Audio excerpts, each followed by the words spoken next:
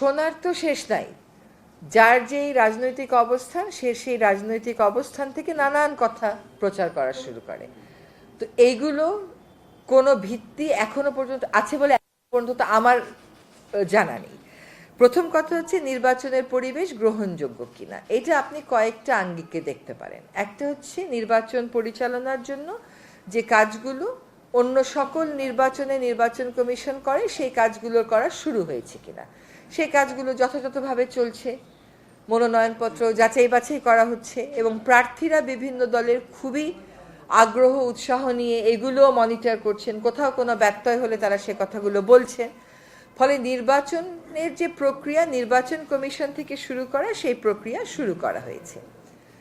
এখানে মানুষকে উদ্বুদ্ধ করতে সংস্কৃতি মন্ত্রণালয় এবং তথ্য মন্ত্রণালয় একসাথে কাজ করছে বিভিন্ন প্রচার মাধ্যমে, আই ডোন্ট মিন মিডিয়া মাধ্যমে, বাট বিভিন্ন টুল ব্যবহার করে মানুষকে উদ্বুদ্ধ করা হচ্ছে। যেমন ভোটের গাড়ির উদ্বোধন করা হয়েছে, তথ্য মন্ত্রণালয় ব্যাপকভাবে শুরু করেছেন উঠান বৈঠক করা, গ্রামে গ্রামে গিয়ে মাইকিং করা, কাজে সেই কাজগুলো শুরু হয়েছে।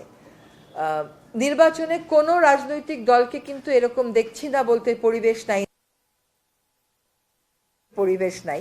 এখন পরিবেশ গ্রহণযোগ্য আপনি কোনটাকে বলবেন? অবশ্যই there is a force working. একটা ফোর্স তো কাজই করছে যে একটা ভয়ভীতি দেখিয়ে মানুষকে নির্বাচন থেকে দূরে সরিয়ে রাখা যায় কিনা সেটা করার জন্য, সেটা তো আমরা কোনোভাবেই সফল হতে দিতে পারি না।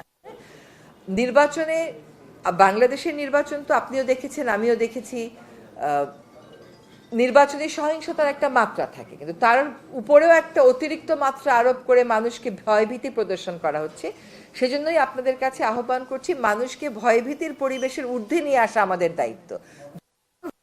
প্রশাসক নিয়োগ করবে, তার শাসক নিয়োগ করবে।